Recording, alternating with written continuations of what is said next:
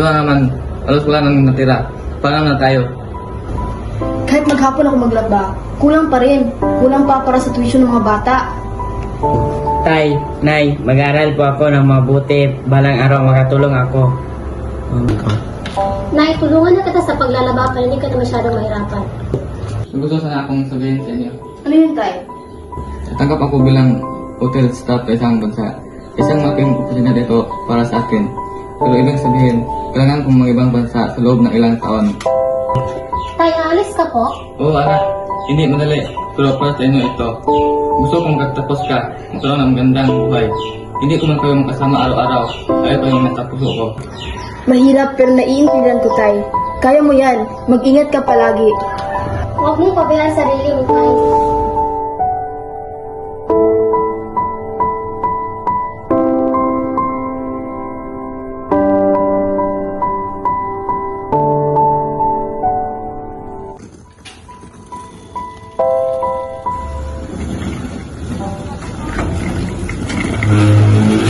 Kasi pangako ilang taon na ito. Diyan, mag-ingat ka. Huwag mong pababayaan sarili mo.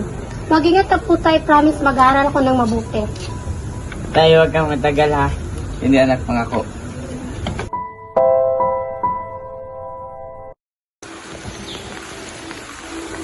Tao po.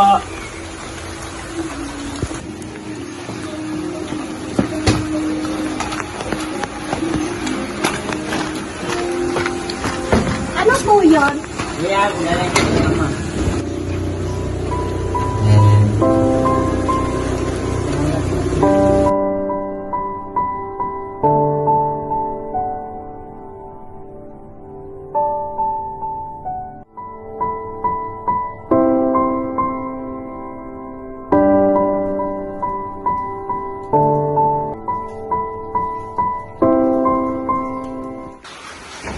Nay, merong pinadala si tatay.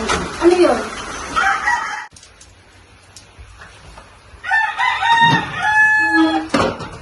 Mga anak, Trisha, pasensya na kung malayo ako. Sa bawat oras na pagod ako sa trabaho, kayo ang naiisip ko. Kapag nararamdaman ninyo ang hangin sa gabi, isipin niyo na niyayakap kayo. Mahal ko kayo higit pa sa lahat. Jan, sana makauwi ka na. Hindi mo lang alam kung gaano ka namin kamahal.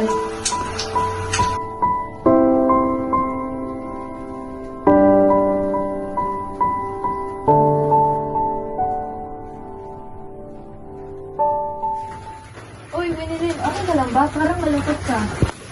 Nakakapagod na. Si mama laging pagod. Si tatay laging malayo. Sana buo na lang kami ulit. Kaya mo yan, ipagpatuloy mo lang ang pangarap para sa kanila.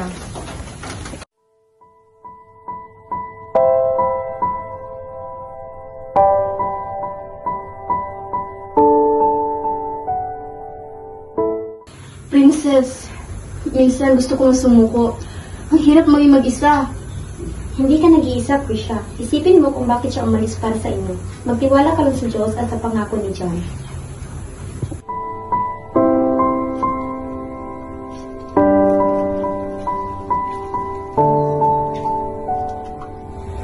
Salamat, Soy. Anak, ano man?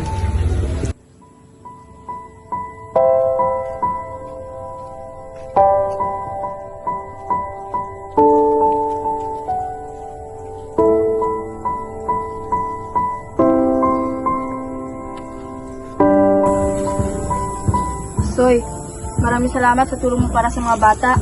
Ang hirap talaga kapag wala si Jan. Wala naman po ate, alam ko sakripisyo yun para sa iyong pamilya.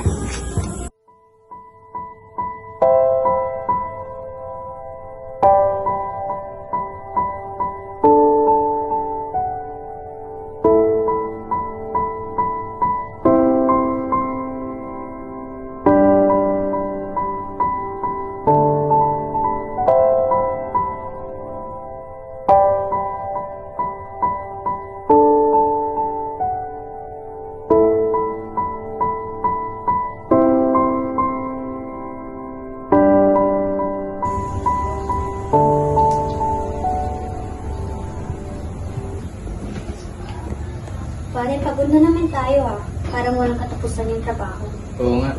Pero pag naisip ko si Tricia at mga bata, parang malakas ako ulit. Miss mo sila, no? Sobra. Lalo na paggabi. Naisip ko, pagkat tulungan sila ngayon, sana nandun din ako. Kaya natin to pare, lahat ng sakripisyo. John, you missed the spot there. Look, can you see the stain? Guests will complain if the floor isn't perfect. So sir, I cleaned it right away. Do it faster. We need everything spotless before the manager comes. Understand? Yes sir, I understand.